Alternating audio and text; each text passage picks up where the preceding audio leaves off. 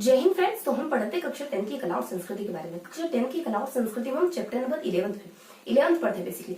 Chapter number 11 में अपन क्या देखते हैं? चैप्टर नंबर 11 में अपन कवर करते हैं राजस्थान के कुछ प्रमुख व्यक्तित्व के बारे में। राजस्थान के प्रमुख व्यक्तित्व का सेशन नंबर 2 है, इनकी सेशन नंबर 1 अपन कर ले चुके हैं। तो कल किन किन व्यक्तित्व के बारे में जानकारी ली थी? देखो, कल हमने मोटा मोटी कुछ 4 महिलाओं के बारे में पढ़ा था, कुछ 10 पुरुषों के बारे में देखा था, यानी 4 कुछ महिला विशेष के बारे में देखा था, 10 कुछ पुरुष विशेष के बारे में जानकारी ली थी, जिनकी ये व्यक्तित्व को लेकर हमने कुछ देखा था कि किस चीज को लेकर के प्रसिद्ध है, कहाँ से बिलोंग करते हैं, और कुछ अदर कुछ बच्चे कुछ जानकारी। देखो फटाफट से देख लेते हैं कि कल हमने किन किन महिलाओं के बारे में, किन किन पुरुषों के बारे में जानकारी। देखो, हमने कुछ 4 महिलाएं पढ़ी थी, जैसे कि हमने कुछ मीराबाई के बारे में देखा था, फिर हमने गोराबाई के बारे में देखा था, उसके बाद हमने गौरीबाई के बारे में देखा था, और उसके बाद अपन कुछ कवर करते हैं मीराबाई जैसी, गोराबाई, उसके बाद अपने गौरीबाई जैसी, उसके बाद अल्लाह जैसी। ये थोड़ा सा सेपरेटली था, इस वजह से थोड़ा सा हमने अलग से ध्यान रखने की कोशिश करी। उसके बाद हमने कुछ 10 पुरुषों को देखा था। देखो, पुरुषों में किस किस को देखते हैं अपन? सबसे पहले अपन देखते हैं डी से शुरू, जैसे कि दुर्गादास हो जाते हैं, उसके बाद दुर्गा आड़ा हो जाते हैं, उसके बाद दयालदास हो जाते हैं, उसके बाद कुछ महत्वपूर्ण व्यक्तित्व के बारे में देखते हैं अपन, जैसे कि अपने श्यामलदास हो जाते हैं, उसके बाद गौरीशंकर हीराचंद ओझा हो जाते हैं, उसके बाद बाबूजी चतुर सिंह हो जाते हैं, उसके बाद बीरबल हो जाते हैं, उसके बाद विजयदान लेथा हो जाते हैं, उसके बाद कन्हैयालाल सेठिया हो जाते हैं, उसके बाद निहाल चंद हो जाते हैं। तो इस तरीके से अपन कुछ 10 पुरुषों के बारे में जानकारी लेते हैं। और आज क्या पढ़ने वाले अपन? इन 4 महिलाओं के अलावा, इन 10 पुरुषों के अलावा जो भी अदर चीजें बच जाती है या फिर अदर व्यक्तित्व बच जाते हैं, अदर व्यक्ति बच जाते हैं, उनके बारे में आज अपन जानकारी लेने वाले। तो बेसिकली आज किन किन के बारे में पढ़ने वाले, तो फटाफट से देख लेते हैं आज किन किन व्यक्तित्व के बारे में देखने वाले अपन। कुछ 10 से 12 व्यक्तित्व आज हमारे बचेंगे, मतलब आज अपन कवर करेंगे। देन हमारी ये पूरी बुक कला और संस्कृति की कंप्लीट हो जाएगी। इसके बाद अपन कला और संस्कृति कंप्लीट होने के बाद अपन 9th की बुक, मतलब कि 9th की बुक शुरू करेंगे, राजस्थान अध्ययन की, है ना। तो फटाफट से देख लेते हैं आज अपन क्या पढ़ने वाले, आज किन किन व्यक्तित्व के बारे में जानकारी लेने वाले अपन। तो आज अपन पढ़ने वाले कुछ गौरी देवी के बारे में पढ़ने वाले, उसके बाद अपन पीरू सिंह के बारे में, उसके बाद शैतान सिंह के बारे में, उसके बाद अपने शिक्षा गुरु के नाम से जाने जाने वाले अपने कुछ शिक्षा गुरु या फिर देखो झाबरमल तो अपने पत्रकारिता को लेकर प्रसिद्ध है। शिक्षा गुरु के नाम से जाने जाने वाले व्यक्ति विशेष होते हैं, जिनको कि अपन कुछ जिनको बिरमा नाम से जानते हैं, शिक्षा गुरु के नाम से जानते हैं। देखो उनका नाम थोड़ा सा अटक रहा है उनका नाम, चलो 2 मिनट के लिए स्किप करते हैं ना, जैसे मुझे इंस्टेंट याद आता है मैं आपको बताती हूँ। उसके बाद अपन कुछ पत्रकारिता को लेकर झाबरमल के बारे में पढ़ने वाले, उसके बाद अपन देखने वाले कुछ यहाँ पर अपन कुछ अपने आचार्य तुलसी के बारे में देखने वाले, उसके बाद नानेश मुनि के बारे में देखने वाले, उसके बाद कोमल कोठारी को देखने वाले अपन, और कोमल कोठारी के बाद अपन थोड़ी सी जानकारी लेने वाले कृपाल शेखावत के बारे में, उसके बाद अपन देखने वाले जगजीत सिंह के बारे में, उसके बाद अपन नेक्स्ट देखेंगे जगजीत सिंह के बाद कुछ हल्की सी जानकारी अपन ले लेंगे कर्पूर चंद कुलिश के बारे में, और इससे भी पहले अपन थोड़ा सा विश्व मोहन भट्ट के बारे में पढ़ेंगे। उसके बाद लास्ट में अपन देखेंगे डॉक्टर पी.के. सेठी के बारे में। तो इस तरीके से कुछ अपन 10-12 व्यक्तित्व के बारे में देखने वाले। तो आज का सेशन शुरू करने से पहले देखो थोड़ा सा मेरी मतलब जुबान जो स्लिप ऑफ टंग हो रही है, जस्ट बिकॉज ऑफ कफ या फिर फ्लू की वजह से, है ना। थोड़ा सा फ्लू है, इस वजह से थोड़ा सा एडजस्ट करना है ना। तो अपन है ना अब फटाफट से चैप्टर नंबर 1 लगाकर चैप्टर नंबर जो हमने 10th तक देखा ना, तो चैप्टर नंबर 1 लगाकर चैप्टर नंबर 10 तक हमने जो भी कवर करा है एक बार फटाफट से मोटा मोटी रिवाइज कर देते हैं। ज्यादा समय नहीं लेंगे, सिर्फ 10 से मुश्किल से 10 से 7 मिनट, मतलब कि अपन कुछ 8 से 10 मिनट लेंगे और फटाफट से रिवाइज कर लेंगे, ताकि आपको मुझे एक बार क्लियर हो जाए कि हम अब तक क्या क्या पढ़ चुके हैं और आज क्या पढ़ने वाले। तो फटाफट से देख लेते हैं चैप्टर नंबर 1 में क्या देखते हैं अपन। चैप्टर नंबर 1 में अपन कुछ राजे रजवाड़ों के बारे में पढ़ते हैं। क्या पढ़ते हैं? राजे रजवाड़ों के बारे में, यानी कि अपने कुछ गोहिलों के बारे में पढ़ते हैं, राठौड़ के बारे में पढ़ते हैं, कछुआओं के बारे में पढ़ते हैं, भाटियों के बारे में पढ़ते हैं, परमारों के बारे में पढ़ते हैं। उसके बाद अपन कुछ जाटों के बारे में पढ़ते हैं। इस तरीके से अपन राजस्थान के अलग अलग राजवंशों को पढ़ते हैं। सभ्यताओं के बारे में पढ़ते हैं, कालीबंगा, आहड़े, गिलुंडे, बागोरे, बनास है, उसके बाद भिनमाल वगैरह हो गए। इस तरीके से अलग अलग सभ्यताओं को देखते हैं। उसके बाद कुछ उत्तराधिकारी संघर्ष, बूंदी, जयपुर, जोधपुर, इनके उत्तराधिकारी संघर्षों को देखते हैं। चैप्टर नंबर 1 फिनिश हो जाता है। चैप्टर नंबर 2 में क्या देखते हैं? चैप्टर नंबर 2 में अपन कुछ लोक देवता के बारे में, उसके बाद कुछ लोक संतों के बारे में देखते हैं। लोक देवता कौन कौन से? अपने बाबू जी, गोगा जी, हरबू जी, मेहा जी, मंगले जी, उसके बाद कल्ला जी वगैरह हो जाते हैं। और उसके बाद अपने कुछ मेहा जी, मंगले जी अपन बोल ही चुके हैं। तो इस तरीके से अपन कुछ लोक देवताओं के बारे में देखते हैं। उसके बाद संतों के बारे में देखते हैं, जैसे कि अपने मीरा हो जाती है, संत दादू दयाल हो जाते हैं, उसके बाद रामचरण, नवल चरण, सांगले कौधुनी के बारे में देखते हैं, जम्मू जी दसनाथ जी के बारे में देखते हैं, लालदास जी, हरिदास जी के बारे में देखते हैं। इस तरीके से बहुत से अपने धल्ला पीपा के बारे में देखते हैं। इस तरीके से अपन कुछ संतों के बारे में कवर करते हैं। उसके बाद राजस्थान के मेले त्योहार उत्सवों को देखते हैं। राजस्थान के मेले त्योहार उत्सव में क्या देखते हैं? कुछ अपन हिंदू धर्म के त्योहारों को देखते हैं। हिंदू धर्म के त्योहारों में इसलिए अपन 4 त्योहारों को देखते हैं। अक्षय तृतीया हो जाती है, होली हो जाती है, उसके बाद अपने कुछ होली है, अक्षय तृतीया है, उसके बाद तीज वगैरह है। इस तरीके से कुछ 4 त्योहारों के बारे में देखते हैं। कौन सा त्योहार बच जाता है?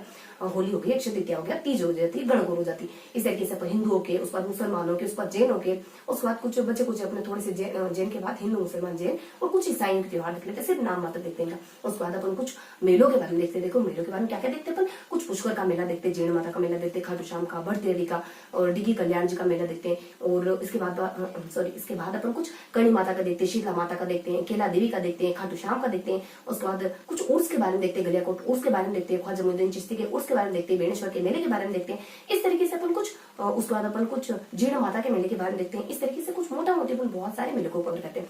उसके बाद राजस्थान के वस्त्र आभूषण पे आ जाते हैं। वस्त्र में सबसे पहले वस्त्र देख लेते हैं, उसके बाद आभूषण देख लेते हैं, पूछों के वस्त्र देख लेते हैं, बहुत सारी पगड़ियों को पढ़ते हैं, पगड़ियों को किस किस से सजाया जाता है वो देखते हैं, अलग अलग ओकेजन पर कौन कौन सी पगड़ियां पहनी जाती है वो देखते हैं। उसके बाद अपन नेक्स्ट ये देखते हैं कुछ कपड़ों के प्रकार। जब महिलाओं के कपड़े पड़ते हैं, महिलाओं के वस्त्र पड़ते हैं, तो साड़ियों के अलग अलग प्रकार देखते हैं। इसी के साथ अपन कवर कर लेते हैं कि राजस्थान में कौन कौन से प्रकार के कपड़े चलते हैं। अपन तो दो तीन ही जानते हैं, मलमल है, मखमल, इस तरीके से, लेकिन बहुत सारे कपड़ों के टाइप चलते हैं राजस्थान में, उनके बारे में जानकारी। इसी के साथ थोड़ा सा राजस्थान में जो उद्योग है, वस्त्र के उद्योग है, उनकी कैरेक्टरिस्टिक भी अपन देख लेते हैं। बहुत सी कैरेक्टरिस्टिक होती है, कौन सा जिला मतलब कि किस वस्त्र को लेकर फेमस है, वस्त्रों को किसी सजाया जाता है, किसको भौगोलिक संकेत तक प्राप्त हो गए, यानी वस्त्रों के रंगाई छपा के काम कहाँ बहुत ज्यादा प्रसिद्धि से करे जाते हैं। इस तरीके से बहुत सी जानकारी लेते हैं। उसके बाद अपन आभूषण पे आते हैं, आभूषण महिलाओं के, पुरुषों के, बच्चों के। उसके बाद कोई जिले विशेष किसी आभूषण विशेष को लेकर बहुत ज्यादा पीक पर है, उसके बारे में अपन देख लेते हैं। उसके बाद अपन राजस्थान की चित्रकला और लोककला को देखते हैं। राजस्थान में कुछ 4 प्रकार की चित्रकला की कैटेगरी होती है। मेवाड़ी, मारवाड़ी, होती है, इनकी भी कुछ शैलियां, इनकी भी कुछ इंटरलैंड डिवाइडेशन होते हैं। जैसे कि अपने कुछ इनकी शैलियां हो जाती है, इनकी उपशैलियां हो जाती है, इसके बाद इनके ठिकाने होते हैं। बेसिकली हमारे 2 चित्र शैलियां ऐसी जिनकी तीनों ही पोर्शन है, उन तीनों ही पोर्शन को अपन पढ़ते हैं। यानी कि बेसिकली तो अपन जो शैलियां है मतलब इनके जो इंटरनल डिवाइडेशन है उनको अपन अच्छे से पढ़ते हैं, 1 बाय 1 है। उसके बाद अपन कुछ लोक कलाओं को देखते हैं। लोक कलाओं में क्या पढ़ते हैं अपन? लोक कलाओं में राजस्थान की जो भी लोक कलाएं चलती है, जैसे कि मेहंदी हो गया, गोडना हो गया, अठेरना हो गया, पाने हो गया, फड़ हो जाता है। उसके बाद अपने कुछ जैसे कोठरियां वगैरह हो जाता है, कठपुतली वगैरह हो जाता है, संझा हो जाती है जो अपनी दीवार पर बनाई जाती है गोबर से। इस तरीके से अपन बहुत से लोक कलाओं के बारे में जानकारी लेते हैं ना। इस तरीके से अपन देखते हैं कि लोक कला बेसिकली है क्या, कहाँ से कोरिलेट करती है, इनका मीन्स क्या है बेसिकली। जैसे अपने एक होता है देखो मांडना, ये मांडना क्या होता है बेसिकली, तो अपन पहले जानते हैं कि बेसिकली क्या होता है, वो कहाँ से कोरिलेट करता है, कोई प्रसिद्ध बात होती है तो उसको ऊपर देखते हैं। इस तरीके से अपन चैप्टर नंबर 5 तक करते हैं। चैप्टर नंबर 6 में क्या देखते हैं? राजस्थान की आर्किटेक्चर, राजस्थान के आर्किटेक्चर के बारे में देखते हैं कि राजस्थान में कितने प्रकार का आर्किटेक्चर पाया जाता है। ये आर्किटेक्चर कौन कौन से जिले में प्रसिद्धि ली हुई है, मतलब कि कौन कौन से जिले में कौन कौन सी चीज बहुत ज्यादा प्रसिद्ध है, इस बारे में देखते हैं। बावड़ियों के बारे में देखते हैं, कुओं मतलब बावड़ियों के बारे में देखते हैं, महलों के बारे में देखते हैं, हवेलियों के बारे में देखते हैं, दरगाहों के बारे में देखते हैं। उसके बाद अपने कुछ छतरियों के बारे में देखते हैं। इस तरीके से जो भी आर्किटेक्चर की चीजें उन सबको कवर करते हैं। जल में भी अपन देखते हैं, यानी जल को लेकर के, जल से कोरिलेट करने वाली चीजें, जिसके अपने कुएं है, बावड़ी है, बांध है, टाका है। टाका को लेकर अपना जयगढ़ बहुत ज्यादा प्रसिद्ध है। जयगढ़ का किला जो कि सवाई जयसिंह के द्वारा बना जाता है 1526 के आसपास, है ना। तो इस तरीके से अपन को मतलब राजस्थान के स्थापत्य के विविध आयामों के बारे में, जो अलग अलग आयाम है उसके बारे में पढ़ते हैं। उसके बाद चैप्टर नंबर 7 में अपन राजस्थान के संगीत को देखते हैं। राजस्थान के संगीत में सिर्फ संगीत नहीं देखते, बल्कि संगीत में अलग अलग कैटेगरी देखते हैं। जन सामान्य के संगीत, व्यवसायिक जातियों के संगीत, क्षेत्रीय आधार पर संगीत, जन सामान्य में भी शादी के अवसर पर, विवाह के शादी के अवसर पर, त्योहारों के अवसर पर, ऋतुओं के अवसर पर, कुछ लोक देवी देवताओं को लेकर के, इस तरीके से अपन अलग अलग कैटेगरी बात। व्यवसायिक में क्या देखते हैं? व्यवसायिक जातियां कौन सी है, ये कौन कौन से गीत गाती है, बस उसको क्षेत्रीय में अलग अलग क्षेत्र देखते हैं। राजस्थान के बेसिकली 3 पार्ट्स में डिवाइड करते हैं, मरुस्थली हो जाते हैं, दक्षिण हो जाते हैं, उसका समतल। ये पहले तो इतिहास देखते हैं, कौन कौन से इतिहास इनके अंदर आते हैं, इन एरिया में कौन कौन से लोकगीत गाए जाते हैं, उनकी क्या क्या कैरेक्टरिस्टिक होती है, इस तरीके से देखते हैं। उसके बाद अपन संगीत के बाद कुछ 8 चैप्टर देखते हैं राजस्थान के नृत्य को लेकर, राजस्थान के नाट्य को लेकर। राजस्थान में कौन कौन सा नृत्य बहुत ज्यादा प्रसिद्ध माने गए, गिदड़े, कच्ची घोड़ी, चांगी, वालरे, उसके बाद भवाई, 13 ताली हो जाता है, बुल्ला हो जाता है, अग्नि नृत्य हो जाता है, झूमर है, गरबा हो जाता है, बम नृत्य हो जाता है, ढोल नृत्य हो जाता है। इस तरीके से अपन अलग अलग नृत्य के बारे में लेते हैं। बेसिकली ये नृत्य कहाँ से कोरिलेट करते हैं, इनकी क्या विधि होती है, इनकी क्या प्रोसीजर होती है, किस तरीके से नृत्य करे जाते हैं, कौन कौन से वाद्य यंत्र में बजाए जाते हैं, किस ओकेजन पे नृत्य करे जाते हैं। इस तरीके से अपन अलग अलग जानकारी लेते हैं, जो भी अपने कला संस्कृति ग्रुप में जुड़े। उसके बाद राजस्थान के नाट्य, राजस्थान में किस किस प्रकार के नाटक करे जाते हैं, बहुत से प्रकार के, लगभग 6-7 प्रकार के। जैसे कि अपने कुछ जैसे कि सबसे पहले अपन कुछ ख्याल के बारे में देखते हैं, रम्मत हो जाती है, अपनी गौरी हो जाती है, उसके बाद कुछ लीलाएं हो जाती है, चार बेत हो जाती है, नौटंकी हो जाती है, तमाशे हो जाते हैं, स्वांग हो जाता है। इस तरीके से अलग अलग राजस्थान के कुछ अपन ख्यालों के बारे में देखते हैं। उसको सॉरी अपन नाट्य के बारे में ख्याल को तो इंटरनली भी डिवाइड कर जाता है, कुछ 6 पार्ट्स में डिवाइड कर जाता है। इस तरीके से अपन चैप्टर नंबर 8 चैप्टर नंबर 9 में क्या देखते हैं?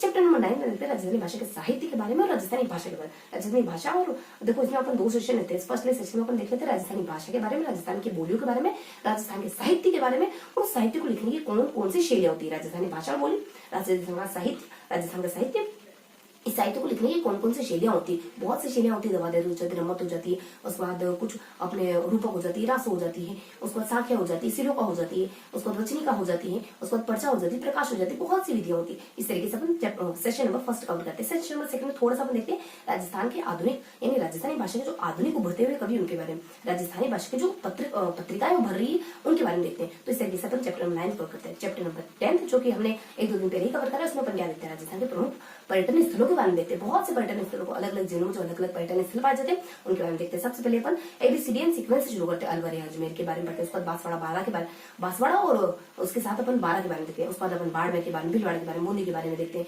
और देखो चार देखते हैं। उसके बाद मतलब कि अपने बाड़मेर हो जाता है और बूंदी हो जाता है, भीलवाड़ा तो भरतपुर, उसके बाद चित्तौड़ है, उसके बाद दौसा है, डूंगरपुर है, और उसके बाद अपने कुछ धौलपुर हो जाता है। उसके बाद अपन कुछ दो जिलों को अपन दो जिलों को कोरिलेट करके पढ़ते हैं। जैसे अपने बीकानेर नागौर हो जाता है, कोटा करौली हो जाता है। बीकानेर नागौर के साथ पाली भी देखा था, शेखा जोधपुर नहीं, शेखावटी जोधपुर के बारे में देखा था। उसके बाद अपन लास्ट में कुछ आरएस वाले जिले के बारे में देखते हैं। रणथंभौर के बारे में, सलेमपुर, सिरोही के बारे में देख लेते हैं। उसके बाद कुछ अपन उदयपुर के बारे में, टोंक के बारे में, हनुमानगढ़ के। इस तरीके से अपने राजस्थान के प्रमुख पर्यटन स्थलों का चैप्टर फिनिश होता है।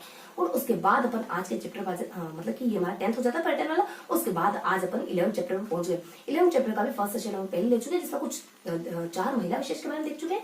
उसके बाद कुछ अपन 10 व्यक्तित्व के बारे में, 10 अदर पुरुषों के बारे में देख चुके हैं। और आज अपन क्या पढ़ने वाले, आज अपन कुछ बचे हुए 10-12 व्यक्तित्व है उनके बारे में पढ़ने वाले। तो मे भी आप बहुत ज्यादा उबे नहीं होंगे, थोड़ा सा रिवीजन करना जरूरी था। जो बच्चा कंटिन्यू देख रहा है उसको थोड़ा सा चीजें कोरिलेट हो जाए कि हम पहले कहाँ थे और कहाँ आ गए, है ना। तो थोड़ा सा अपन कोरिलेट करके चीजों को पढ़ने वाले। तो फटाफट से बिना देरी के शुरू करते हैं। मे भी मैंने 10 मिनट से ज्यादा नहीं दिया होगा, तो फटाफट से अपन शुरू कर लेते हैं आज का सेशन। फिर लास्ट में थोड़ा सा रिकेप लेंगे, थोड़ा सा रिवाइज कर लेंगे कि हमने क्या देखा। तो बिना देरी के आज का सेशन शुरू करते हैं। आज के सेशन में अपन कौन कौन से टॉपिक देखने वाले, कुछ अपन 10 से 12 व्यक्तित्व के बारे में देखना। फटाफट से एक बार नाम गिवन देख लेते हैं, उसके बाद इनके बारे में 1 बाय 1 इन्फॉर्मेशन लेंगे ना। तो किन किन के बारे में देखने वाले हैं आज अपन। तो आज अपन देखने वाले, कुछ फटाफट से देख लेते हैं। आज अपन देखने वाले गौरीबाई के बारे में, गौरी देवी के बारे में देखने वाले। उसके बाद फिर अपन पीरू सिंह के बारे में देखने वाले। थोड़ी सी इन्फॉर्मेशन है, कोई ज्यादा जानकारी नहीं है इनके बारे में। उसके बाद अपन शैतान सिंह के बारे में देखने वाले, उसके बाद अपन कुछ देखो, पहले भी उनका नाम मेरे से आगे पीछे हो रहा था। एक तो उनको विरमा के नाम से जाना जाता है, शिक्षा गुरु के नाम से जाना जाता है, दुर्गा करके कोई नाम होता है, दुर्गा प्रसाद शिक्षा गुरु के नाम से जाना जाता है इनको, है ना। तो दुर्गा प्रसाद के बारे में देखने वाले। और किन के बारे में देखने वाले अपन, तो और अपन कवर करने वाले झाबरमल के बारे में, जो कि अपने झाबरमल के बारे में, जो कि पत्रकारिता के विश्व में पितामह के नाम से जाने जाते हैं। उसके बाद आचार्य तुलसी के बारे में देखने वाले अपन, नानेश मुनि के बारे में देखने वाले, कोमल कोठारी के बारे में देखने वाले। इन्हीं के साथ अपन कृपाराम शेखावत के बारे में देखने वाले, देखने वाले। उसके बाद कुछ 4 पुरुषों के बारे में और देखने वाले अपन, कुछ 4 व्यक्तित्व विशेष के बारे में और जानकारी देने वाले। कौन कौन आ जाते हैं, जगजीत सिंह। उसके बाद अपन देखने वाले हैं कुछ विश्व मोहन भट्ट के बारे में। बहुत ज्यादा लेंथी नहीं, थोड़ी सी इन्फॉर्मेशन है। विश्व मोहन भट्ट के बारे में देखने वाले। उसके बाद कर्पूर चंद कुलिश के बारे में देखने वाले। कर्पूर चंद बिल्कुल नहीं रटना है, इतने सारे नाम है ना। कर्पूर चंद कुलिश के बारे में देखने वाले। उसके बाद अपन पीके सेठी के बारे में देखने वाले। तो 1 2 3 मतलब कि अपने 4 ही ना, 4 यानी 12 शख्सियतों के बारे में पढ़ने वाले। बिना देरी के फटाफट से शुरू करते हैं गौरी के बारे में, है ना। तो अपन ऐसा करते हैं, कुछ मतलब कि दो व्यक्तियों को लेकर के अपन पढ़ेंगे, ताकि फटाफट से फिनिश हो जाए बिना माइंड से कोई प्रेशर ली। हाँ, तो फर्स्टली अपन क्या देखने वाले हैं, देखो गौरी देवी के बारे में देखने वाले। बस इतनी जानकारी गिवन है कि इनका जन्म हो जाता है कुछ 1920 के आसपास जोधपुर में। माता पिता इनके बीकानेर से बिलोंग करते हैं। माता पिता इनके बीकानेर से बिलोंग करते हैं। और मास्को में जाती है और मांड गायकी को प्रसिद्धि दिला देती है। मांड गायकी को प्रसिद्धि, बस इतनी सी इंफॉर्मेशन इनके बारे में। सेकेंड अपन देख लेते हैं पीरू सिंह के बारे में। देखो पीरू सिंह के बारे में क्या इन्फॉर्मेशन होती है। ये इनका जन्म होता है कुछ, देखो जन्म काल के बारे में बताते हैं, कुछ 18 19 20 यानी मतलब 18 19 20 तीनों सर को रिलेट करते हैं। 1918 और 20, ये कुछ इनका 20 मई के आसपास इनका जन्म हो जाता है। तो ये इनके जन्म के बारे में। और रामपुरिया बेरी झुंझुनू, तो अपने रामपुरा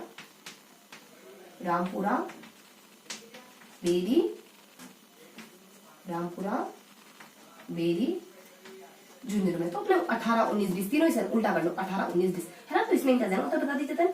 1936 में चले जाते भर्ती होने के लिए। 1936 में छठी राजपूताना राइफल में भर्ती होने के लिए चले जाते हैं। और वहीं इनको 18 तारीख को यानी 18 जुलाई को ही इनको भेज दिया जाता है। 18 जुलाई 1948 को 1948 को उनको काम दिया जाता है कि आप मतलब आप तितवाल चौकी पर जाओ और वहां पर दुश्मन को खदेड़ करा।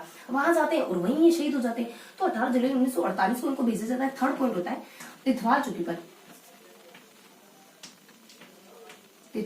भेजा जाता है, वहीं ये शहीद हो जाते हैं। और फिर ये राजस्थान के अपने परमवीर चक्र से नवाजे जाने वाले पहले व्यक्ति के नाम से जाने जाते हैं। तो पहले राजस्थानी परमवीर चक्र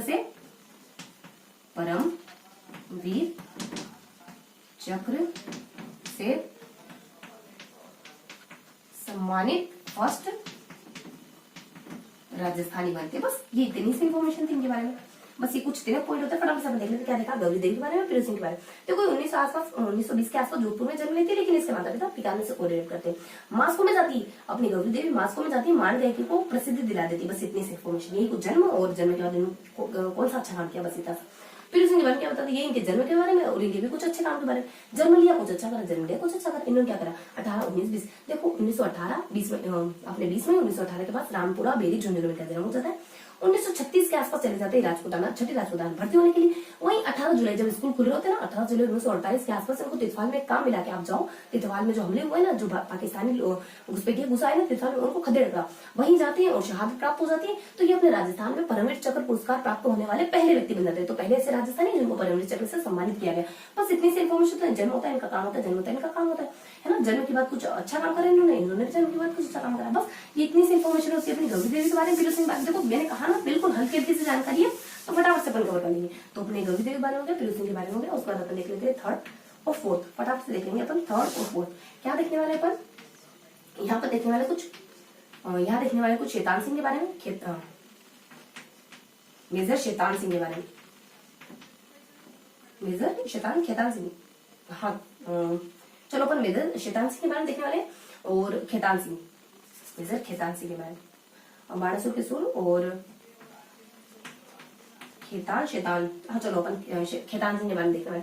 उसके बाद अपन देखने वाले हैं कुछ हल्की सी जानकारी अपन लेने वाले। थोड़ा सा कंफ्यूजन की स्थिति क्रिएट हो गई कि अब खेतान है या शैतान। चलो अपन खेतान मान के चलते हैं ना, कि इस पर अपन ट्रस्ट करके चलते हैं कि ये बिल्कुल एक्यूरेट है। क्योंकि देखो सब पे डाउट करने से अच्छा है कि कुछ ना कुछ अपन मान के चले। अगर थोड़ा सारी कुछ होगा तो मैं आपको कल के सेशन में बताऊंगी ना। तो अपने खेतान सिंह के बारे में पढ़ने वाले अपन। उसके बाद अपन दुर्गा प्रसाद के बारे में पढ़ने वाले, दुर्गा प्रसाद के बारे में पढ़ने वाले। देखो थोड़ी सी हल्की हल्की सी जानकारी थी इनके बारे में। क्या जानकारी थी, इनका जन्म बता देते 1 सितंबर 1924 के आसपास इनका जन्म हो जाता है अपने बाणासुर जोधपुर में फलोदी। देखो बाणासुर फलोदी जोधपुर में, इसी वजह से बाणासुर के सुर के नाम से भी जाने जाते हैं। बाणासुर के सुर के नाम से भी जाना जाता है। ये इनको काम दिया जाता है 1962 के आसपास। ये 17 नवंबर 1962 के आसपास जब भारत और चाइना का युद्ध हुआ था, तो इनको कहा था कि आप तितवाल चौकी पर चुशूल चौकी पर जाओ, चुशूल चौकी पर जाओ और चीनियों को खदेड़ करा। तो ये जाते हैं और अगले दिन सूचना मिलती है 18 नवंबर के आसपास ये शहीद हो गए। तो 18 नवंबर 1962 को शहीद हो जाते हैं और इनको भी अपने मरणोपरांत परमवीर चक्र से सम्मानित करा जाता है। और मरणोपरांत परमवीर चक्र से इनको सम्मानित करा जाता है। बस इतनी सी इन्फॉर्मेशन होती है इनके बारे में। उसके बाद दुर्गा प्रसाद के बारे में इन्फॉर्मेशन देखो, इनके भी जन्म के बारे में बताते हैं। यही इनका जन्म 1883 में इनका जन्म हो जाता है मांगलुना सीकर में। इनके तो दो उपनाम है, शिक्षा गुरु और बिरमा। एक तो बिरमा के नाम से जानते हैं इनको, दूसरा इनको शिक्षा गुरु के नाम से जानते हैं। शिक्षा गुरु के नाम से बहुत से काम करते हैं। अब ये क्या क्या काम करते हैं फटाफट से देख लेते हैं। 1921 से लगा करके 1931 तक गांधी जी के संपर्क में रहते हैं कुछ। उसके बाद अपने आंदोलनों में भाग लेते हैं, गांधी के साथ आंदोलनों में भाग लेते हैं। उसके बाद ये है ना कुछ 1932 के आसपास अगले ही साल ये सांगलिया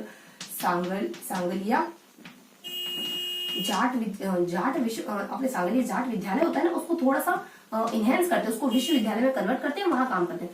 उसके बाद अपने कुछ 1944 से लगाकर इसमें देखो अपने 21 से लगाकर 31, 44 से मानो 55, तो 55 नहीं बल्कि अपने कुछ 2 साल आगे कुछ 56 तक है, कुछ 1 आध साल आगे ना, तो अपने 56 तक है। तो यहाँ ये काम करते हैं कुछ बीकानेर में अपने 300 पाठशाला खुलवा देते हैं। बीकानेर मतलब कि अपने मरुस्थली इलाके में 300 पाठशालाएं खुलवाते हैं। बस इस तरीके की इन्फॉर्मेशन उनकी बात। देखो अपने खेतानसी के बारे में क्या देखना, 1 सितंबर 1924 को इनका जन्म हो जाता है, बाणासुर फलोती जोधपुर में जन्म हो जाता है। और इनका भी जन्म देखो 1883 मांगनोड़ा सीकर में इनका जन्म हो जाता है। उसके बाद ये जन्म लेते हैं, क्या अच्छा काम करते हैं, ये भी जन्म लेते हैं, क्या किन अच्छे कामों पर किन अच्छे कामों में शुरू हो जाते हैं, मतलब किन अच्छे कामों को करना शुरू हो जाते हैं। तो देखो इनको जाना जाता है बाणासुर के सुर के नाम से, इनको जाना जाता है बिरमा, ये शिक्षा गुरु के नाम से, शिक्षा के लिए बहुत काम करते हैं, इस वजह से इनको शिक्षा गुरु के नाम से जाते हैं।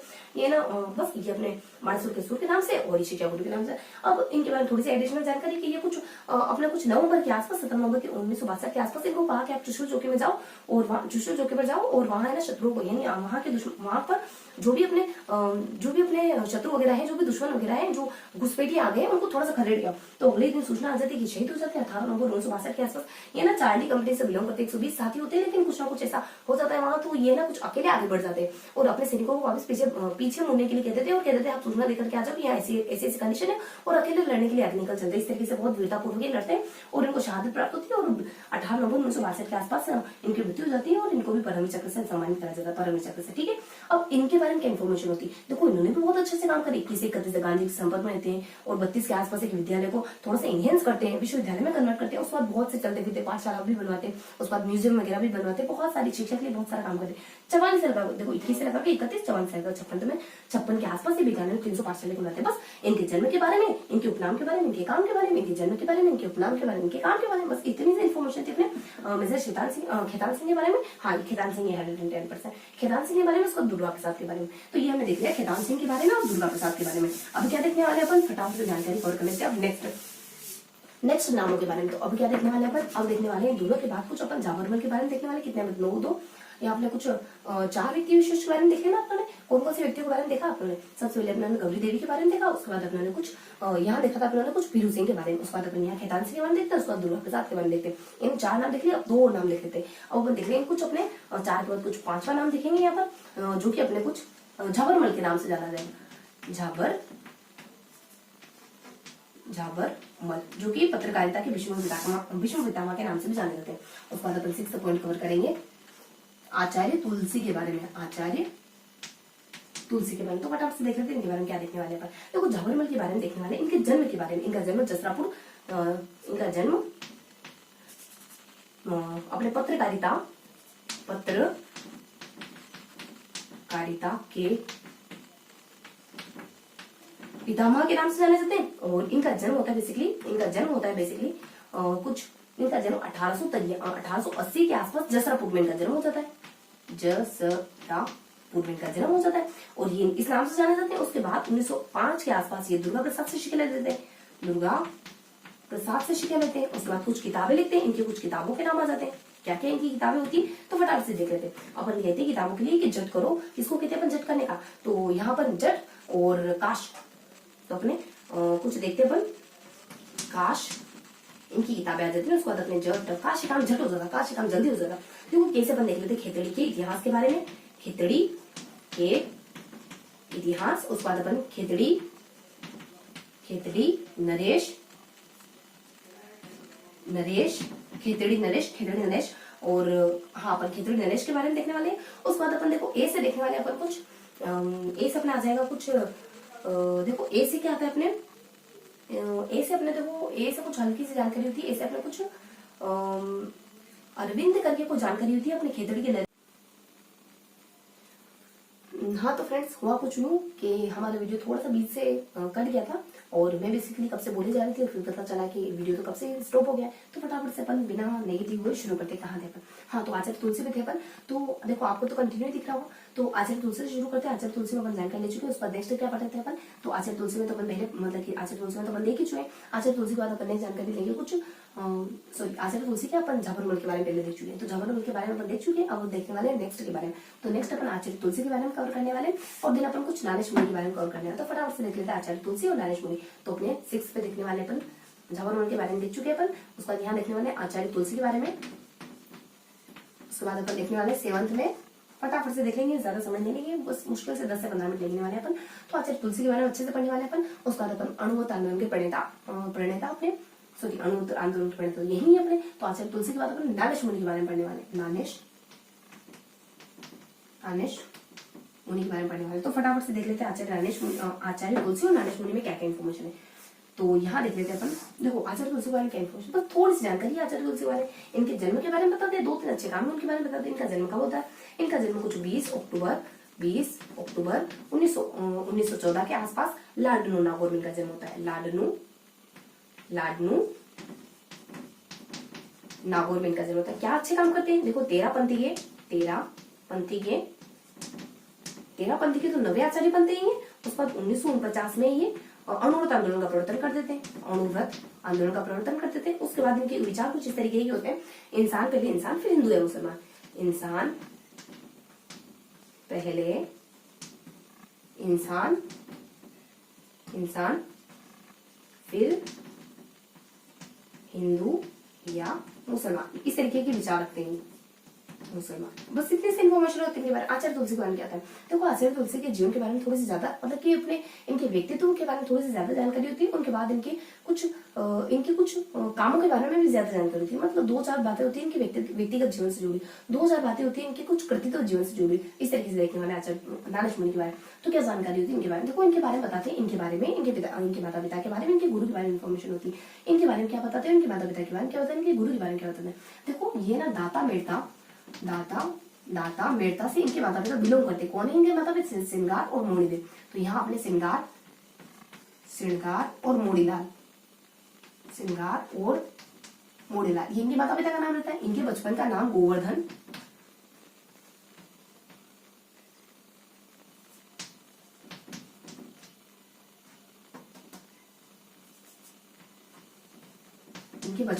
गोवर्धन, और नाना रहता है।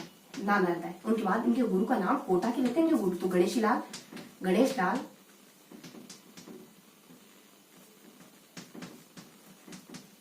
लाल कोटा। बस इनके गुरु के बारे में थोड़ी सी इन्फॉर्मेशन और होती है। 1996 के आसपास इनके गुरु इनको दीक्षा दे देते हैं और 1952 के आसपास इनको आचार्य पद की पदवी दे देते थे। तो यहाँ दीक्षा दे देते और यहाँ कुछ पदवी वगैरह दे देते, आचार्य पद की पदवी वगैरह दे देते।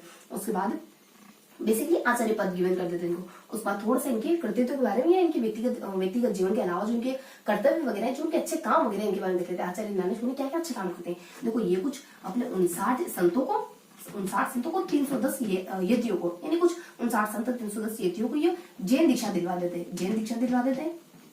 उसके बाद बधाई जाति को मांसाहार छोड़ने के लिए मोटिवेट करते हैं। बधाई जाति को मांस भक्षण के लिए रोकते हैं। उसके बाद मोटिवेट करते हैं उनको। उसके बाद नेक्स्ट बता देते हैं इनकी एक किताब आती है समता दर्शन और सिद्धांत, ये इनकी किताब होती है। तो हल्के से आचार्य तुलसी के बारे में और नैनेश मुनि के बारे में क्या देखते हैं फटाफट से देख लेते हैं। 20 अक्टूबर 1914 को इनका जन्म होता है लाडनू नागौर में। लाडनू वही जो अपने सूती वस्त्र उद्योग के लिए या सूती की कॉटन की साड़ी के लिए बहुत प्रसिद्ध माना जाता है। 13 और 9 देखो 13 आ जाएगा, उस पर 9 आ जाएगा। तो 13 पंथी के 9वें आचार्य 1949 में अणुव्रत आंदोलन का प्रवर्तन। 2 ही तो अच्छे काम करेगा और एक इनके विचारों को लेकर बात है। इनके विचार है इंसान पहले इंसान फिर हिंदू मुसलमान। तो ये इनके जन्म विशेष के बारे में, ये इनके अच्छे कामों के बारे में। यहाँ देख लेते हैं इनके कुछ व्यक्तिगत जीवन के बारे में। इसके बाद इनके द्वारा किए गए कुछ 2-4 अच्छे कामों के बारे में, 2-3 अच्छे कामों के बारे में। एक दाता मेड़ता में इनका जन्म होता है। श्रृंगार और मोड़ी देके घर हुआ है। उसके बाद गोवर्धन और नाना इनके बचपन का नाम होता है। और गणेश लाल जो कि कोटा से बिलोंग करने वाले इनके गुरु थे। 96 के आसपास ये इनको दीक्षा वगैरह देते थे। उससे पहले आचार्य पद की पदवी देते थे इनको। इस तरीके से देखो पर्टिकुलरली बताया तो कुछ पौष की अष्टमी का समय होता है, यानी पौष अष्टमी को इनको बेसिकली दीक्षा देने का काम करते हैं। दीक्षा मिलती है बेसिकली इनको। उसको थोड़ा सा इनके कामों के बारे में बताते थे। कुछ 59 और 310 कुछ संत और कुछ यतियां मतलब कोई 59 और 310 व्यक्तियों को ये जैन दीक्षा दिलाने में सक्षम हो जाते हैं। उसके बाद बनाए जाते हैं मांसाहार छोड़ने के लिए मोटिवेट करते हैं। उस बाद कुछ समता दर्शन सिद्धांत इनकी किताब होती है। तो इस तरीके से इनके व्यक्तिगत जीवन के बारे में, इनके द्वारा किए गए कुछ 2-4 अच्छे कामों के बारे में देख लेते हैं। उसके बाद अपन नेक्स्ट क्या देखते हैं तो अपन यहाँ देख लिया आचार्य नैनेश मुनि के बारे में। उसके बाद आचार्य तुलसी के बारे में अब देखने वाले कुछ और 8 के बारे में देखने वाले। देखो बेसिकली अपन कितने नाम देख चुके हैं, क्योंकि ये देखो अपन 2-2 देख रहे हैं। तो अपन सबसे पहले देख चुके थे अपन, देखो ये क्रम सही कि नहीं है फटाफट से देख लेते हैं। तो अपन सबसे पहले देखते हैं कुछ गौरी बाई के बारे में, उसके बाद पीरू सिंह के बारे में देखते हैं, उसके बाद खेतान सिंह के बारे में देखते हैं, उसके बाद अपन दुर्गा प्रसाद के बारे में देखते हैं, उसके बाद अपन झंवरमल के बारे में देखते हैं जो अपने 5th नाम है। उसके बाद 6th अपन देखते हैं झंवरमल हो गया। उसके बाद अपन आचार्य तुलसी के बारे में, उसके बाद अपने नैनेश मुनि के बारे में, ठीक है अपने 7th सही चल रहा है। उसके बाद अपन 8th और 9th के बारे में देखने वाले, ठीक है। तो ये अपना क्रम तो बिल्कुल सही है। तो अब हम देखने वाले हैं कुछ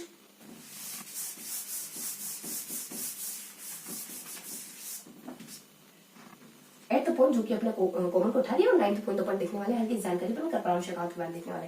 तो यहाँ देखने वाले अपन कोमल कोठारी के बारे में, कोमल कोठारी के बारे में। उसके बाद अपन नेक्स्ट देखने वाले हैं थोड़ा सा करपराम शेखावत के बारे में। यहाँ देखने वाले कुछ 9th पॉइंट अपन करपराम। देखो बहुत ज्यादा लेंदी सेशन नहीं है, बस हल्की हल्की जानकारी, कुछ जन्म वगैरह कोई विशेष काम करते हैं तो उनके बारे में जानकारी, बस इतना ही है इनके बारे में। कोमल कोठारी का जन्म बता देते हैं, कुछ 4 मार्च के आसपास, 4 मार्च 1926 के आसपास कपासन चित्तौड़ में इनका जन्म हो जाता है। बस ये क्या काम करती है, 1960 के आसपास बोरुंदा जोधपुर में रूपायन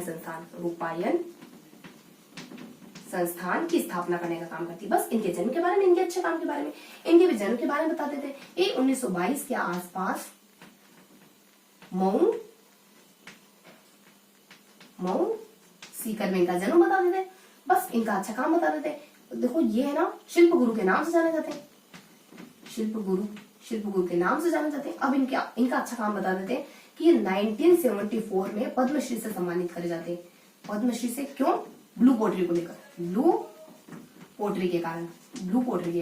बस ये हल्की सी इन्फॉर्मेशन होती है कोमल कोठारी और करपराम शेखावत के बारे में। इन दोनों का जन्म बता देते हैं, इन दोनों के अच्छे काम बता देते हैं। यही कुछ 4 मार्च 1926 के आसपास, 1929 के आसपास कपासन चित्तौड़ में जन्म होता है। 22 ये 7 साल बड़े होते हैं, और 7 साल बड़े होते हैं। 22 के आसपास सीकर में का जन्म हो जाता है। 1960 के आसपास बोरुंदा में रूपायन संस्थान की स्थापना कर देते हैं। ये भी कुछ ब्लू पोर्ट को लेकर अच्छा काम करते हैं। तो 74 में 74 में इनको पद्मश्री से सम्मानित कर दिया जाता है। इसी के चलते इनको शिल्प गुरु भी कहते हैं। बस इतनी सी इन्फॉर्मेशन थे अपने कोमल कोठारी और करपराम शेखावत के बारे में।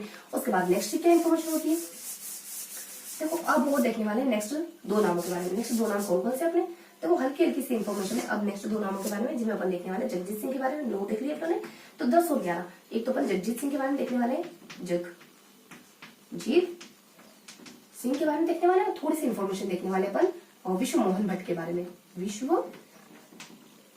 मोहन भट्ट के बारे में। तो क्या इन्फॉर्मेशन है जगजीत सिंह के बारे में, यही कुछ जन्म बताते हैं और जन्म के बाद हल्की सी इन्फॉर्मेशन दे देते हैं कि इनको मिलने वाला कुछ राजस्थान रत्न पुरस्कार के बारे में। उसके बाद विश्व मोहन भट्ट के बारे में भी इतना ही बताते हैं कि इनका जन्म कब होता है, बस और कहाँ होता है ये भी बताते हैं।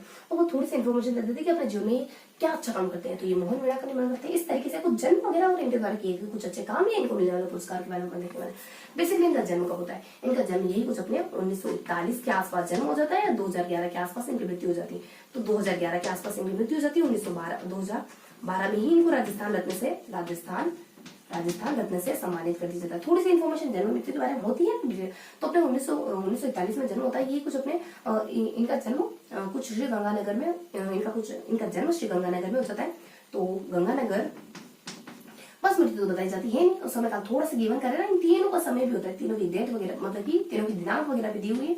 ये कुछ 8 फरवरी का समय होता है, ये कुछ 10 अक्टूबर का समय हो जाता है, और ये कुछ 31 मार्च का समय होता है। तो थोड़ा सा अपने जन्म मृत्यु के बारे में देख लिया और इनको मिलने वाले पुरस्कार 41, 11 और 2012, और इस तरीके के जो तीनों साल इनसे बिलोंग करते हैं, 41, 11, 2012। ठीक है, तो ये कुछ इनके 41 गंगानगर में जन्म होता है बता दिया जाता है। और यहाँ कुछ गिवन है नहीं, उसके बाद राजस्थान में जाता है। फिर थोड़ा सा इनके समय, मतलब मैंने इनको ना 3 पार्ट में 1, 2, 3 इस तरीके से देखो। इसको 8 तारीख होती है, 10 तारीख होती है, 31 मार्च होता है। तो हल्की जानकारी अपने जगजीत सिंह के बारे में, इनको देखो याद करने की ट्रिक होती है, हमें ध्यान रखना है बस कि इनसे जुड़ी कौन कौन सी बातें, इनसे जुड़ी कौन कौन से सन है। उसको विश्व मोहन भट्ट के बारे में क्या बताते हैं, तो इनके बारे में थोड़ी सी हल्की सी इन्फॉर्मेशन होती है कि इनका जन्म कुछ 1950 के आसपास, देखो जन्म बता देते हैं 1950 के आसपास जयपुर में इनका जन्म हो जाता है। जयपुर में इनका जन्म हो जाता है। और 1964, देखो ये 1965 यानी 15 सालों के बाद ये देश विदेश का भ्रमण करने लग जाते हैं। और 1994 का समय आता है जब इनको ग्रैमी अवार्ड दे दिया जाता है। इसका कारण क्या है, मोहन वीणा। इसका कारण है मोहन वीणा। और अगर समय बताया ना तो थोड़ा सा 12 जुलाई के आसपास। तो बस इतनी सी जानकारी होती है इनके बारे में। और क्या जानकारी, अब किन के बारे में पढ़ना बेसिकली हमको, तो अब सिर्फ दो व्यक्ति विशेष के बारे में और पढ़ना रहा हमारा। तो एक तो आ जाएगी अपने कर्पूर चंद कुलिश और नेक्स्ट आ जाएंगे अपने पीके सेठी। बस इतनी सी इन्फॉर्मेशन और बाकी भी बारे। तो फटाफट से देख लेते हैं अपन कर्पूर चंद कुलिश के बारे में और पीके सेठी के बारे में।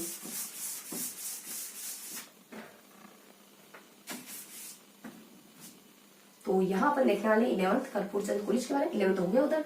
तो 12वां नाम अपन देखने वाले कर्पूर चंद कुलिश के बारे में और डॉक्टर पीके सेठी के बारे में। तो यहाँ देखने वाले हैं पीके सेठी के बारे में। यहाँ देखने वाले हैं कर्पूर चंद्र कुलिश के बारे में देखो कर्पूचंद कुलिश के बारे में क्या इन्फॉर्मेशन है। बस इतनी इन्फॉर्मेशन है कि इनका जन्म कब होता है और इनके द्वारा कौन कौन से विशेष काम करेंगे। इनके बारे में तो इतना भी नहीं बताते जन्म कब होता है, बस इनका एक विशेष काम बताते हैं और उसके चलते कुछ 4 उपाधियां कुछ 4 पुरस्कार इनको दिए जाते हैं उसके बारे में बताते हैं। ये इनका जन्म कब होता है तो ये कुछ 1926 के आसपास 16 जयपुर में इनका जन्म हो जाता है। 16 जयपुर में इनका जन्म होता है। क्या अच्छे काम करते हैं। 1951 में तो पत्रकारिता में इंटर ही करा था कि 1956 के आसपास बहुत ही फेमस पत्रिका लिखते हैं राजस्थान पत्रिका, जो कि एक संध्याकालीन पत्रिका थी उस समय। तो इस तरीके से अपन हल्की से इन्फॉर्मेशन देखते हैं इनके बारे में। और क्या करते हैं 1975 में जब अकाल का समय होता है तो मैं देखता चलेगा भ्रमण करते हैं और लिखते हैं कि मैं देखता चला गया, मैं देखता चला गया। इनकी रचना अगर पूछे किसकी रचना है तो इनकी रचना है। पीके सेठी का तो जन्म भी नहीं बताते। 1969 का समय होता है जब ये जयपुरी फुट का निर्माण कर देते हैं।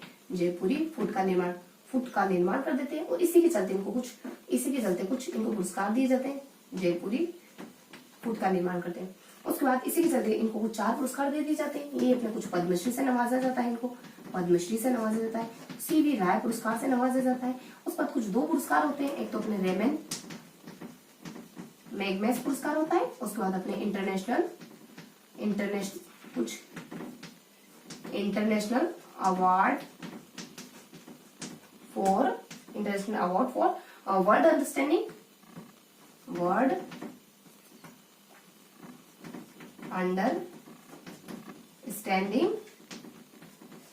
एंड पीस बस ये इतनी इन्फॉर्मेशन होती है इनके बारे में डॉक्टर पीके सेठी के बारे में। तो देखो क्या देखा कर्पूचंद कुलिश के बारे में, पीके सेठी हमने क्या देखा। यहाँ देखो 1926 के आसपास 16 जयपुर का जन्म होता है। इनका तो जन्म भी नहीं किया मैंने। उसके बाद 51 पत्रकारिता में एंटर करते हैं। देखो समय काल बताया ना कुछ 12 जुलाई के आसपास। कर्पूचंद कुलिश का अगर एग्जैक्ट डेट बताया तो कुछ 12 जुलाई के आसपास। और उसके बाद 1951 पत्रकारिता में एंटर करा। 56 में राजस्थान पत्रिका संध्याकालीन पत्रिका लिखते थे। मेरे पता चला 1975 में जब अकाल का समय था गाँव को घूमते और इस तरीके की रचना लिखते हैं। 1969 में जयपुर फूट का निर्माण करते हैं। रामचंद्र के साथ मिलकर करते हैं, जो कि अपने मानसिंह चिकित्सालय से बिलोंग करने वाले एक व्यक्ति होते हैं राम सिंह। तो थोड़ा सा बताएं तो राम सिंह के साथ प्लस राम सिंह के सहयोग से करते हैं, ठीक है। उसके बाद पद्मश्री से, सीवी रॉय से, रेमन मैग्मेस से और उसके बाद अपने कुछ वर्ल्ड यहाँ पे international award for world understanding and peace इस तरीके के कुछ 4 पुरस्कार इनको मिलते हैं। ये था पीके से ये जानकारी थी हमारे पीके सेठी के बारे में और ये थोड़ी सी इन्फॉर्मेशन थी अपने कर्पूचंद कुलिश के बारे में। तो इस तरीके से हमने कर्पूचंद कुलिश और पीके सेठी दोनों के बारे में लिख लिया। अब क्या देखना था तो फटाफट से अपन 5 मिनट फटाफट से अपन थोड़ा सा रिवाइज कर लेते कि हमने क्या क्या जानकारी। तो फटाफट से अपन रिवाइज कर लेते कि हमने क्या क्या देखा। देखो फटाफट से देखें कि हमने कुछ कितने व्यक्ति के बारे में पढ़ा आज, कुछ 13 व्यक्ति विशेष के बारे में था। तो क्विक रिवाइज कर लेते हैं कि 13 व्यक्ति विशेष के बारे में हमने क्या क्या जानकारी। देखो फर्स्ट अपन गौरी देवी के बारे में देखते हैं, उसके बाद अपन पीरू सिंह, उसके बाद अपन खेतान सिंह, दुर्गा प्रसाद के बारे में, उसके बाद अपन जबरमल के बारे में, उसके बाद अपन उसके बाद आचार्य तुलसी के बारे में, नानेश मुनि के बारे में, कोमल कोठारी के बारे में, कृपालन शेखावत के बारे में, जगजीत सिंह की अपने 10 हो गए, 10 हो गए, जगजीत सिंह के बारे में बता देते हैं। उसके बाद किस किस के बारे में बचे हुए 3 नामों के बारे में और देखना है। विष्णु मोहन भट्ट के बारे में, कर्पूचंद कुलिश के बारे में, पीके सेठी के बारे में। इस तरीके से अपन कुछ 13 व्यक्तित्व विषय के बारे में पढ़ते हैं। तो फटाफट से रिवाइज करते हैं कि इनके बारे में अपन क्या देखते हैं। देखो फटाफट से सिर्फ और सिर्फ 5 मिनट लेंगे आपका और 5 मिनट में ओवरऑल जानकारी देख लेते हैं कि इनके बारे में क्या देखते हैं। देखो गौरी देवी के बारे में हमने क्या देखा। गौरी देवी वही है जो अपने बीकानेर में जो अपने जोधपुर में 1920 के आसपास जन्मे थे, लेकिन माता पिता बीकानेर से बिलोंग कर रहे होते।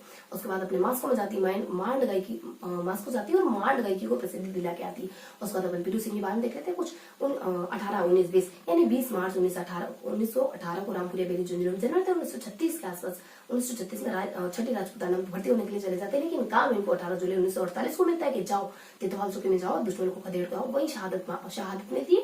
तो पहले से राजस्थानी जो मरणोपरांत परमवीर चक्र से सम्मानित करे जाते हैं। उसके बाद मतलब कि पहले राजस्थानी जिनको परमवीर चक्र से सम्मानित किया गया। उसके बाद अपन खेतान सिंह के बारे में देख लेते हैं। इनका जन्म 1 सितंबर 1924 के आसपास बाणासुर फलोदी जोधपुर में इनका जन्म हो जाता है। उसके बाद बाणासुर के सुर के नाम से जाने जाते हैं। इसी वजह से थोड़ा सा अपन देख लेते हैं कि इनकी कृतित्व के बारे में देख लेते हैं, इनके द्वारा किए गए अच्छे काम के बारे में देख लेते हैं। 1962 का जब चाइना का विभाग और चाइना का युद्ध होता है तो 17 नवंबर 1962 को उनको भेजा जाता है दुश्मनों को खदेड़ने के लिए चुशुल चौकी पर, उनको तितवाल चौकी पर है ना, इनको चुशुल चौकी पर दुश्मनों को खदेड़ने के लिए भेजा जाता है। तो वही अगले ही दिन 18 नवंबर को सूचना मिलती है कि इनकी शहादत हो चुकी है। इसी को चलते इनको परमवीर चक्र से पुरस्कृत कर दिया जाता है।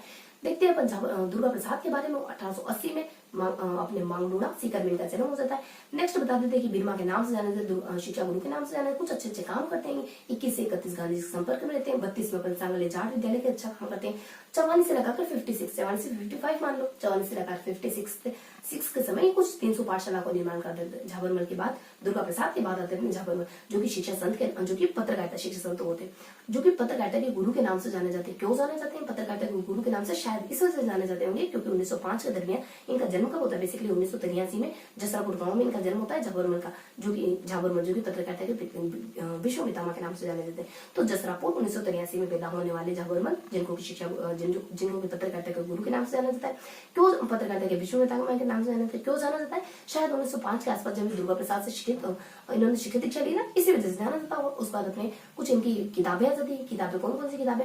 कास्ट का झटपट हो जाता है तो कास्ट में कुछ अपन खेतरी का इतिहास देख लेते हैं, खेतरी के नरेश देख लेते हैं, सीकर के इतिहास के बारे में देख लेते हैं, अरविंद के बारे में देख लेते हैं, गीता के बारे में, गोधन के बारे में, एस से अपन, और उसके बाद टी से अपन कुछ तिलक गाथा के बारे में देखते हैं। इस तरीके से मोटा मोटा इनके बारे में जानकर लेते हैं।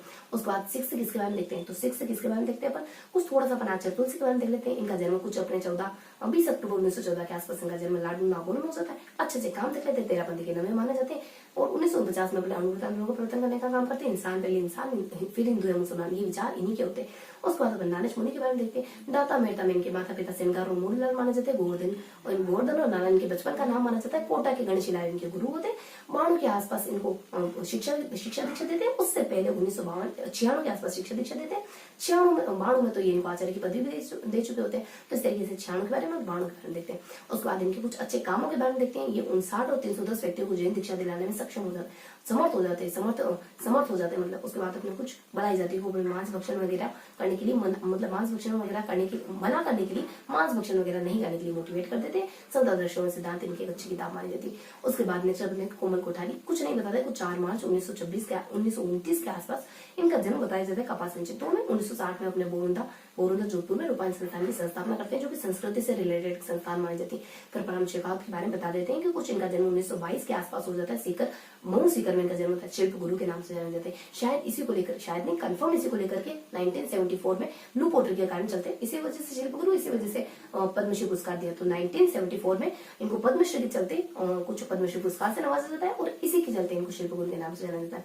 नेक्स्ट अपन जानकारी देख लेते हैं। 10th नंबर की जानकारी अपन देख लेते हैं कुछ जगजीत सिंह के बारे में। ये कुछ 41 में जन्म होते हैं, 11 में इनका देहावसान हो जाता है। 41 और 11 एक हो जाता है। और उसके बाद लास्ट में कहते हैं कि 12 में को राजस्थान रत्न से सम्मानित करा। थोड़ा सा अपन इन तीनों ही सन का थोड़ा सा अगर डेट के मतलब दिनांक के बारे में बताए तो कुछ 8 अक्टूबर है, 8 फरवरी हो जाता है, 10 अक्टूबर, उसके बाद कुछ 31 मार्च का समय होता है ना। इन तीनों ही सन के बारे में कुछ दिनांक वगैरह की बात करें तो थोड़ा सा अपन इन्फॉर्मेशन देते हैं विश्व मोहन भट्ट के बारे में।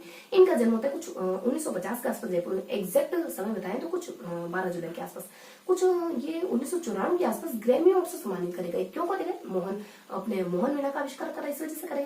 उसके बाद कर्पूर चंद कुलिच के बारे में बताते हैं। कर्पूर चंद कुलिच तो वो शख्स होते हैं जो 1950 के आसपास ही 1926 के आसपास इनका जन्म होता है। कुछ समय इनका 20 मार्च के अराउंड है। तो 1926 इनका देखो अपने विश्व मोहन भट्ट का समय अपने बेसिकली 20 मार्च का है और उनका अपना 12 जुलाई है। ठीक है, थोड़ा सा अपने आगे पीछे हो गया। तो अपने जो अपने विश्व मोहन भट्ट देखा ना, उनका समय बेसिकली है 20 मार्च और इनका समय है 12 जुलाई। तो अपन कहते हैं कि झाबरमल का जन्म हो जाता है अपने विश्व मोहन भट्ट का। अपने देखो विश्व मोहन भट्ट के बारे में अपने समय का होता है कुछ एग्जैक्ट डेट इनकी 12 जुलाई के आसपास अपने विश्व मोहन भट्ट की होती है। उसके बाद अपने कर्पूर चंद कुलिच की अपने, हाँ ठीक है, कोई हेरफेर नहीं करना, जो था वही अपने, है ना, थोड़ा सा आगे पीछे हो गया था। हाँ, तो अपने विश्व मोहन भट्ट की जो समय है ना, जो एक्जैक्ट दिनांक है वो अपने 12 जुलाई की। उसके बाद अपने जो नेक्स्ट व्यक्ति है ना कर्पूर चंद कुलिच, उनकी है 20 मार्च। तो ठीक है, तो ध्यान रखना है। तो इनका जन्म 20 मार्च 1926 को इनका जन्म होता है अपने जयपुर में इनका जन्म होता है। जयपुर में पर्टिकुलरली सोढ़ा गाँव में इनका जन्म होता है। बस इतना सा बताते हैं। 51 के आसपास पत्रकारिता में एंटर करता है। 5 साल होते होते तो ये एक संध्याकालीन पत्रिका होती है, राजस्थान पत्रिका, वो मतलब कि एक बेहतरीन पत्रिका लिखने लग जाती है। उसके बाद कुछ 1975 का कुछ अकाल का समय होता है, तब मैं देखता चला गया पत्रिका लिखते हैं। बस इस तरीके से इनके बारे में जानकारी देती हूँ और इनके बारे में जानकारी देती हूँ। उसके बाद अपन लास्ट 13वें व्यक्ति देखते हैं पीके सेठी। इनका तो जन्म भी गिवन नहीं, बस इतनी सी जानकारी गिवन है कि 1939 का समय आता है। जयपुर फूड का निर्माण किसी रामचंद्र मान सिंह अपने चिकित्सालय के कोई व्यक्ति होते हैं राम सिंह, उनकी मदद से जयपुरी फूड का निर्माण करते हैं। इसी के चलते इनको 4 पुरस्कार दिए जाते हैं। पहला पद्मश्री दे देते हैं, सीवी रॉय पुरस्कार दे देते हैं। उसके बाद अपने international award for world understanding and peace पुरस्कार देते हैं। उसके बाद नेक्स्ट पुरस्कार इनको रेमन मैग्नस पुरस्कार देते हैं। तो ये था आज का सेशन। तो हमने कुछ 13 व्यक्ति विशेष के बारे में आज पढ़ा और कल हमने कुछ और 4 महिलाओं के बारे में देखा था, मतलब बीते कल में हमने 4 महिलाओं के बारे में देखा था, कुछ 10 व्यक्ति विशेष के बारे में जानकारी ली थी। तो ये था हमारा आज का सेशन। तो आई होप आज का सेशन आपको पसंद आया होगा। फिर मिलेंगे अपन ऐसे ही किसी अगले सेशन में, तब तक के लिए जय हिंद।